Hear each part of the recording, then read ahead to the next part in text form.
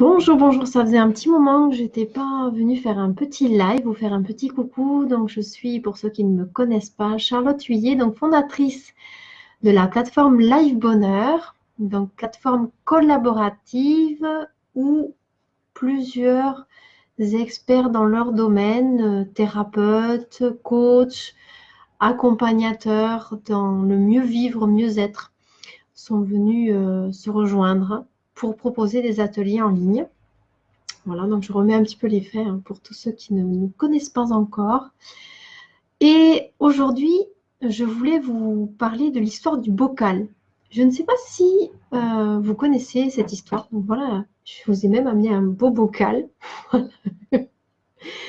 Donc c'est une histoire qui est assez connue finalement. C'est un prof de physique qui amène un beau matin à sa classe un bocal comme celui-ci, voilà, et qui commence à le remplir un peu comme j'ai commencé à faire avec des pierres comme ça. Il met donc des grosses pierres dans le bocal, comme ça, comme j'ai fait là, finalement, mais jusqu'en haut. Et une fois qu'il a fini de le remplir avec ces pierres, il demande à ses élèves, eh bien, pensez-vous que ce bocal est rempli? Et les élèves en chœur, qui sont déjà très étonnés par ce que leur propose leur professeur, disent, ben oui, il est rempli. Le professeur dit non, regardez. Et donc, il commence à verser des petits graviers. Et donc, les graviers, en fait, parce que vous voyez, les pierres, ça ne prend pas tout l'espace. Donc, les graviers vont commencer à se mettre entre les pierres et à remplir les petits interstices. Et à ce moment-là, il redemande à la classe, et maintenant, est-ce que le bocal est rempli?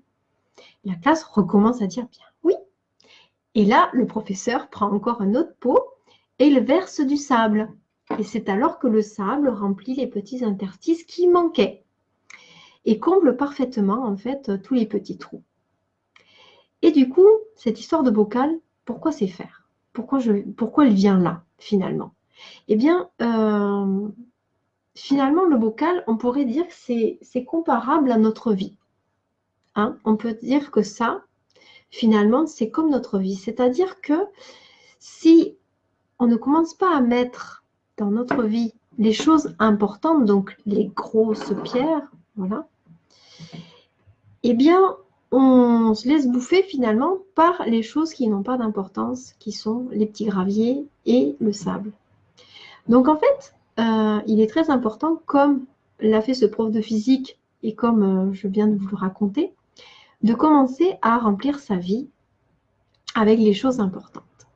Et pourquoi pas, d'ailleurs, je vous invite à le faire, à prendre un bocal chez vous, mais vraiment un vrai bocal comme celui-ci, et à y mettre des petites pierres, des grosses pierres d'ailleurs.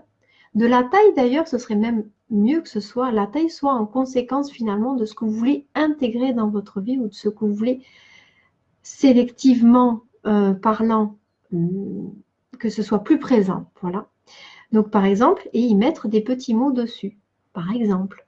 Ou vous pouvez aussi mettre dans votre bocal les photos des personnes que vous aimez, des endroits où vous aimez aller, etc., etc. En fait, remplir votre bocal de choses qui vous remplissent. Voilà, parce qu'en fait, ben, on peut mettre, moi j'ai mis des petits mots, j'ai mis rêve, j'ai mis paix, j'ai mis calme, voilà, donc on peut mettre les mots qu'on veut, hein.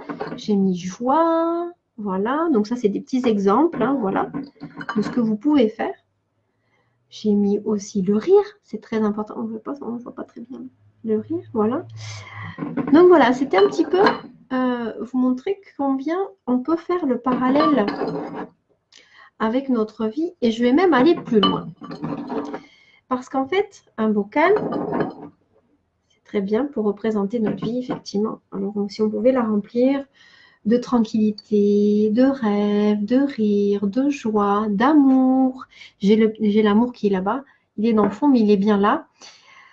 Eh bien, forcément, ce serait super. Mais en fait, si on réfléchit bien, notre vie, elle est vraiment à l'image de nous-mêmes. C'est-à-dire comment on se nourrit, nous, comme personne, comme être. Eh bien, on nourrit sa vie aussi. C'est-à-dire que moi, en tant que personne, si je me permets eh ben, d'accepter et de donner de l'amour, d'accepter de donner du rire, eh bien, finalement, ma vie aussi, elle en sera remplie. Quelque part, je crois que le parallèle, c'est ma vie, c'est moi. C'est moi qui l'a fait, c'est moi qui l'a créé.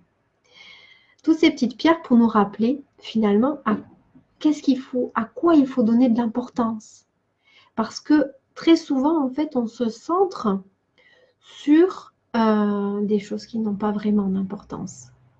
Parce que la Terre, elle continuera de tourner, même si finalement le linge n'est pas repassé. La Terre, elle continuera de tourner, même si on ne fait pas la poussière toutes les semaines. Et peut-être que certains d'entre vous ont des enfants. Moi, personnellement, j'ai 2 enfants merveilleux. Et les enfants aussi sont très forts pour nous rappeler combien on passe très souvent à côté des choses importantes.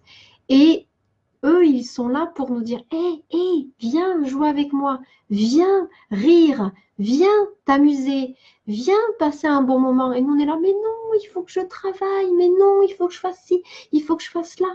Et on passe à côté de ces moments-là et nos enfants grandissent. Et après, on regrette finalement de ne pas avoir pris ces opportunités, ces temps d'une main finalement, parce que c'est des moments où on peut redevenir un enfant, où on peut se raccrocher à ces choses tellement importantes, à ces rires, à cette joie, à cette bonne humeur. S'amuser, c'est tellement important. Et on oublie, on passe à côté de ça. On est là dans notre train-train, dans notre routine. Et en fait, non. Personne finalement ne nous oblige à rester dans cette routine-là et pas en sortir. Donc, prenez ces mains tendues quand un enfant vous propose de jouer.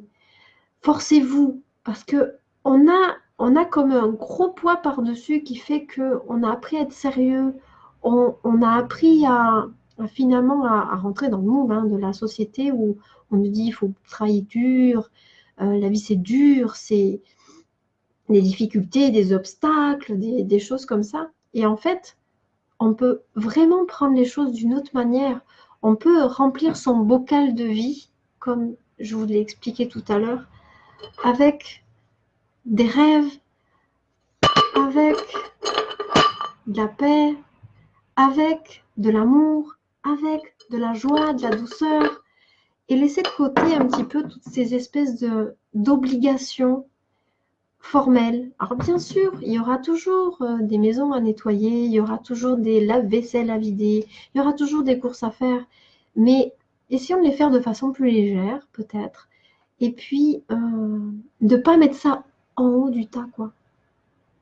De se dire qu'il y a des choses plus importantes avant, et que c'est pas parce que la société nous montre une toute autre image, finalement, de ce qu'on devrait en théorie faire ou ne pas faire, que nous, dans notre vie, on est créateur et on a le droit de faire à notre guise. Donc, c'est pas parce que la société dicte une certaine façon de se comporter que nous, on n'a pas le droit de s'amuser, que nous, on n'a pas le droit de rire et qu'on n'a pas le droit de profiter.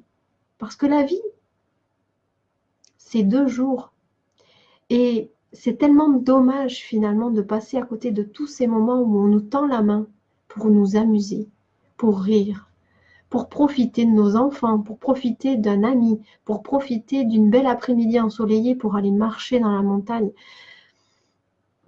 Moi, très franchement, je vous invite à revoir un petit peu vos priorités et de faire votre petit bocal, d'aller mettre ce qui vous semble important pour vous. Qu'est-ce que vous aimeriez mettre dans votre vie et dans votre personne? Qu'est-ce qui vous remplit? Comme le bocal.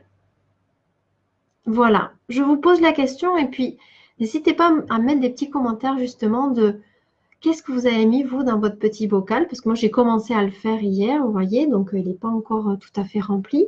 Je vais continuer à le faire, à y mettre des belles idées, des choses qui me remplissent et qui font que je me sente bien en fait, parce que c'est ça notre but. Le bonheur c'est quoi? C'est se sentir bien. Donc voilà, réfléchissez-y et je vous dis à très bientôt sur Life Bonheur. Au revoir.